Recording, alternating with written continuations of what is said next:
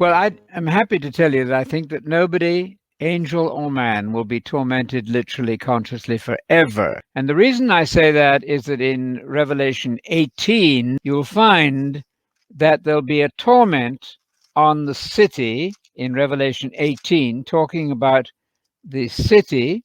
And in verse 8, in one day the city's plagues will come, pestilence, mourning, and famine, and she will be burned up with fire. The key word here is burned up, not just burned, but burned up.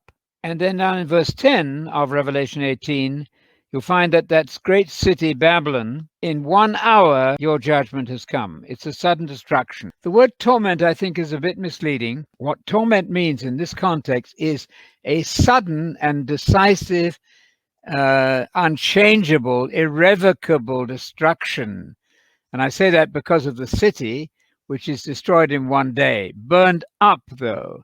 So I think that in Revelation 20, Satan and his cohorts, who in an extraordinary way managed to get some of the last generation of millennial people to be deceived again, they will be tormented, meaning destroyed suddenly without any possibility of reprieve.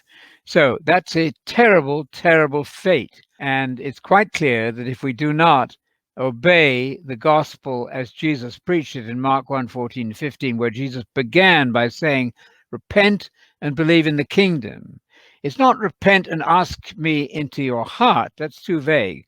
But repent and believe in the gospel of the kingdom, Mark 1:14-15, the beginning of the gospel. If we don't yield to that command, then we're in danger of suffering the ultimate destruction, which is to be burned up, destroyed beyond reprieve in that awful thing called the lake of fire, which I'm suggesting is not an endless torture, but a complete extinction of life from which there is no resurrection, no reprieve, no return to life. So you're saying that even the Satan, the most evil of evil, even he will eventually be just simply annihilated, destroyed. I would think so. Yep. Even that Yep. figure who's the evil one. I mean, absolutely. I'm just emphasizing this because I think, Anthony, that people have a concept of justice when it comes to this matter of judgment, right?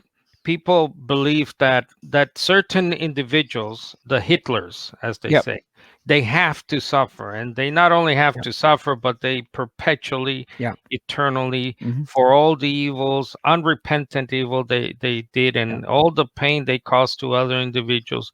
So it seems like there is a measure of justice that is different than the one that the Bible shows God to have, which is he will even eventually get rid of the Satan himself, the evil one. I would think so. But I'm basing this on the word tormented in verse 10 of chapter 20. We went back to see in chapter 18, we saw that tormented meant sudden destruction in 1 hour, in 1 day.